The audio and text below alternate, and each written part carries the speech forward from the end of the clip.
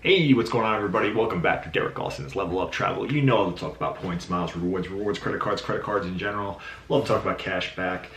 Love to talk about the programs, like the hotel programs, airline programs, and I love to talk about the credit card programs, and of course, I love to talk about travel. And today, I want to talk about taxes on your credit card spend. And credit card points, and I want to clarify a few things.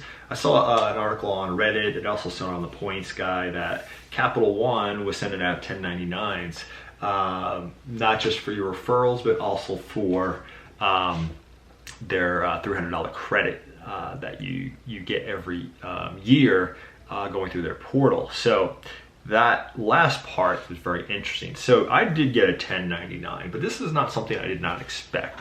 I've done a video on taxes in the past on your credit card rewards. So here's the real general gist of what you should be taxed on credit card points and cash back and all of that stuff.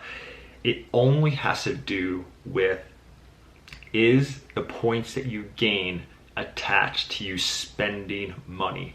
So that makes it a rebate. So an example of, even to an extreme thing, say you spent $1,000 on a card and they gave you $1,000 worth of value. That is a rebate because it was generated by your spend. That is a rebate. Now, if you, an example of not a rebate would be, I got 100,000 Venture X or Capital One miles for my Venture X card through referrals. I maxed it out. The most you can get in a year on your Venture X, unless you have some kind of agreement with Capital One, is 100,000 Capital One miles. And I got that last year through 4 referrals, 25,000 point referrals, which is also equivalent to $250. So I got 4 of those, so I got basically $1,000 that I expected from Capital One to get a 1099.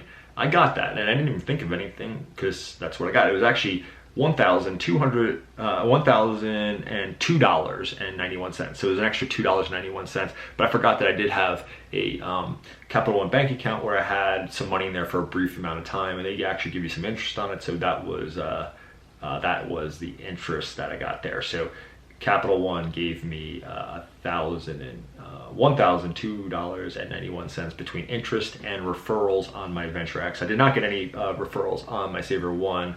I'll just tell you real quick how Capital One also does their referrals. Now, like if you went through my link and you're already a Capital One customer and you get the Venture X card, they're not giving you a referral. They are actually only giving you referrals for people that you bring in completely naive to Capital One. So if you were just like a Chase guy, don't have any Capital One credit cards, or Amex guy or whatever, Citi, right? And you never touched Capital One, you went on one of my videos, you was like, oh, I'm gonna use his link because he showed me this great card. You go do it, then I'm getting $250 or 25,000 points. Now, all that is not linked to any spend, correct? You can see that right away. It was because I referred you, not linked to any spend. So that $250 per one to $1,000, I did not spend to get that. So that is income, and that's why they 1099 me. And the interest is always 1099 on any bank accounts and stuff like that. So that's why they 1099 me. $1,002.81. Now, I've heard that on some people they would they're actually taxing the credit that you would get on your Capital One every year when you spend on Capital One travel portal. So that shouldn't happen. That's linked to your spend. So that is interesting. And if you had that happen to you, I would definitely call Capital One, and that's now a huge hassle. It's $300 more that you are taxed on it for the year. I could see this, and if you're a lawyer out there that does this kind of thing, I could see this being a class action lawsuit, because this is by the letter of the law, a rebate on your spend and should not be taxed. So if you did get taxed, you might end up getting something even better than you know, the $300 credit. You might be getting some money because you might be part a class action lawsuit, because now you can account for your time, not just the $300, but you can account for the time and stuff like that it's going to take to get this done, so you can write all these people, right? But that's an interesting, if you're a lawyer, let me know what you guys think about that, because that is something where if they are taxing people on this, and it is reported on Reddit and the Points Guy, what do you guys think about that? So here's another spot that you might have a 1099 too, is if you got a bank bonus. So bank bonuses are subject to tax because it's not attached to your spend. It's not a rebate, right? So I actually, the year before that, I had a Capital One 1099 from my bank. I opened up a bank account and they gave me a $400 bonus for opening up a checking account, 360 checking account with Capital One.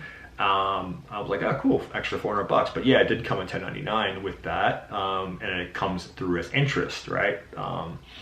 And I think you had to have it for like 3 months, and you had to like deposit a certain amount of money per month. It might have been like something not too much, like $500 or $1,000 per month that you had to do it for 3 months to $3,000, something like that, right? And anyway, I got that, but that would be not a rebate on spend, right? Anything rewards, regardless if it's cash or it's a cash back, a check to you, or if it's a credit on your account, or if it's a form of points, miles, whatever, it's all attached to your spend, which makes it a rebate and is not taxable. So this is something, honestly, that I have here that I fully expected. Anyone get anything that they did not expect from Capital One? Like, think of if you got any referrals, think if you signed up for a bank account and things like that, where you got things that were not attached to your spend, that would be taxable and that would be correct. I know the threshold is if you got $600 or more, then they're going to send you a 1099, is what I heard from Reddit, right? So if you got 2 referrals, $500, you're not getting taxed on all of it because it's not going to get reported. Now you should do it technically, even if it's reported or not, but you know, the IRS is not going to be looking for it, right? Once it gets over $600, at 1099 from Capital One there will be sent out, and then the IRS knows about it, and then you definitely have to do it. So that is something I want to talk about, because I think a lot of people think about my channel is very heavy on Capital One. I do know a lot about Capital One. I've had accounts with them for a long time, from back in the Venture X days. I've had even one of my original cards was the Capital One Platinum card way back when I needed credit and that kind of thing, and had the Quicksilver, still do have the Quicksilver. I've gotten rid of it, gotten back, you know, product switched. Had the Saver One, the Venture X. I've had Venture cards. I think it's pretty much it that I've had from Capital One. But yeah, so that's it, guys. Let me know if you've gotten a 1099 from Capital One, especially on things that you shouldn't have got it, but you know, or tell me if you, hey, I got a 1099, but I totally expected it from Capital One.